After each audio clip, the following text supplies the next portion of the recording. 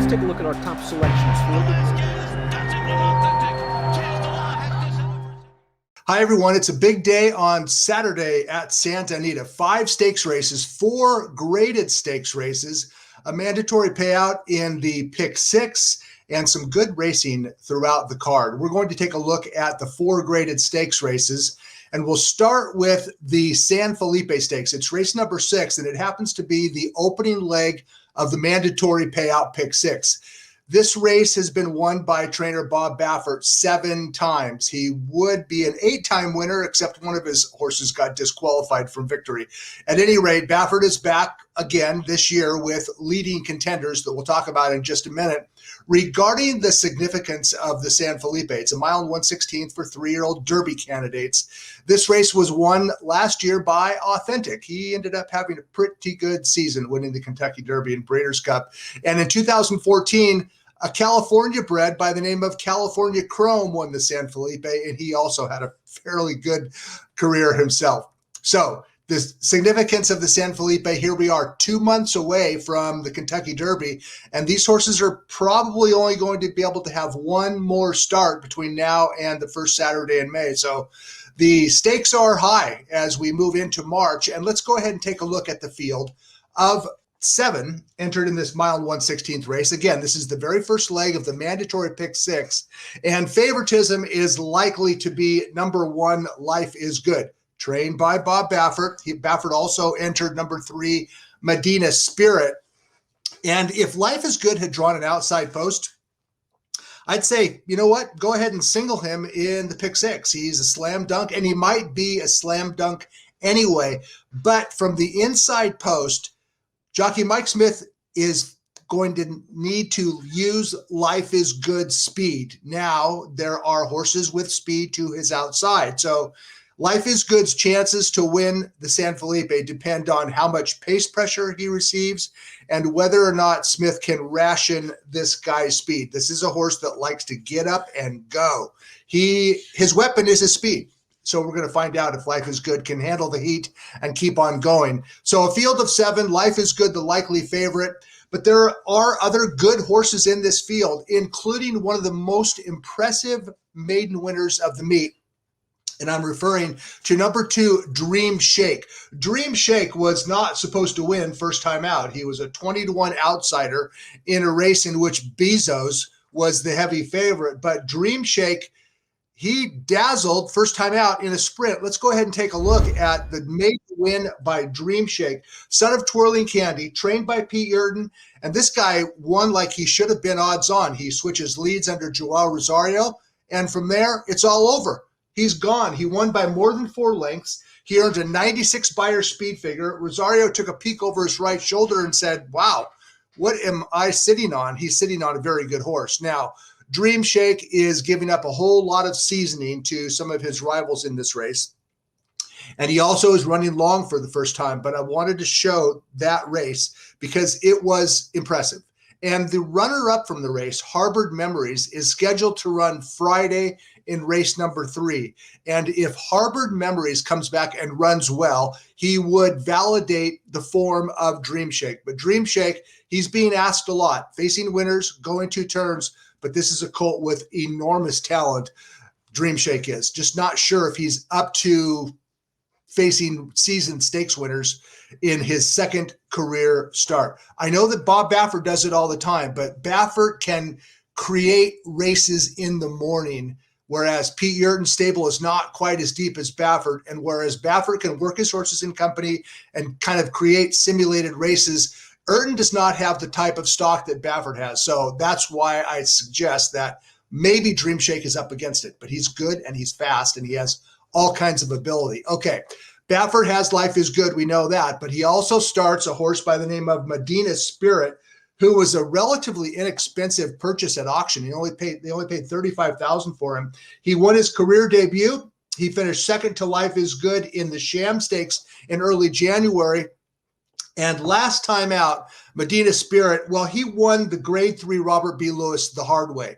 He made the lead. He took heat every step of the way, and he dug in and fought back against Roman Centurion. Let's take a look at the stretch run of the Bob Lewis on January 30th at Santa Anita. And that's Medina Spirit, who went fast early.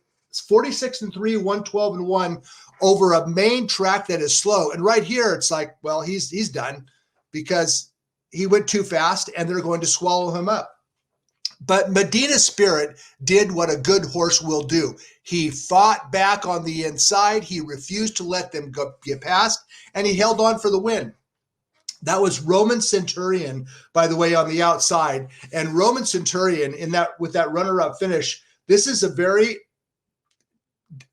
advancing 3-year-old, sired by Empire Maker, trained by Simon Callahan. And Roman Centurion took a big step forward. He was coming in off a relatively modest maiden win, modest on speed figures anyway. He won by more than 3 lengths. But Roman Centurion ran well, finishing second in the Bob Lewis behind Medina Spirit. He took a major step forward, at least on speed figures, from an 80 to a 91. And Medina Spirit, according to Baffert, as quoted by my colleague Jay Privman, he believes that Medina Spirit runs best from just off the pace. And that's likely to be the trip he gets on Saturday because his stablemate, Life is Good, is down on the bottom. Okay, let's talk about another impressive maiden winner, and his name is the Great One, who is breaking from post number 5, trained by Doug O'Neill. His early 3 starts were just kind of ordinary, just didn't really show a whole lot.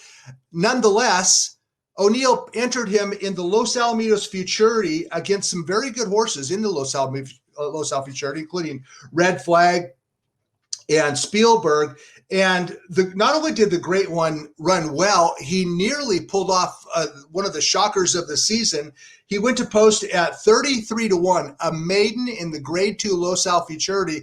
Let's roll the tape of the Los Al Futurity running in December, a Grade 2, a maiden in a Grade 2. And here it is. If you got your money on the Great One at 30-1, well, you're strolling to the window, maybe, right?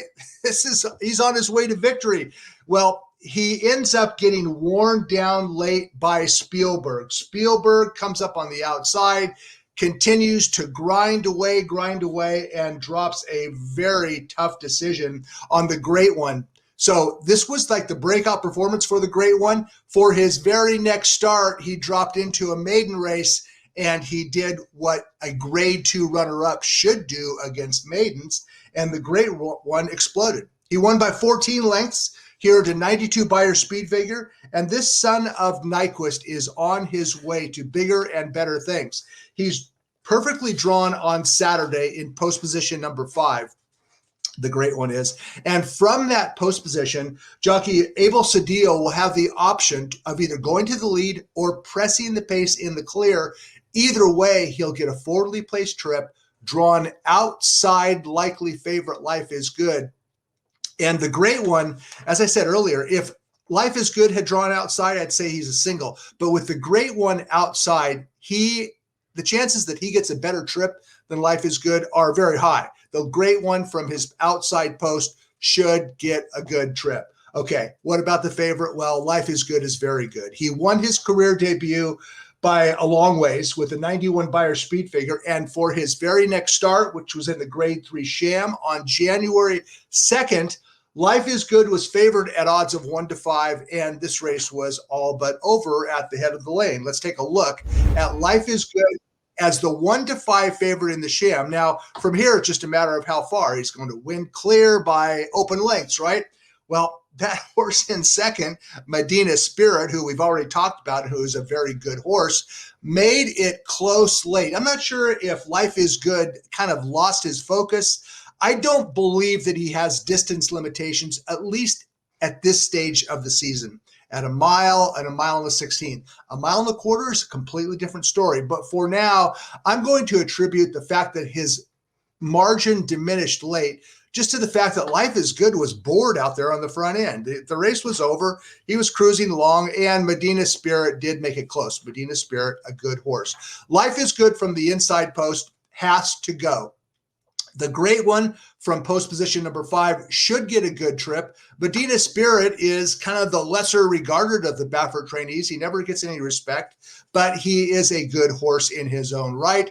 And Roman Centurion, if this race falls apart, Roman Centurion coming from off the pace has a chance to spring an upset.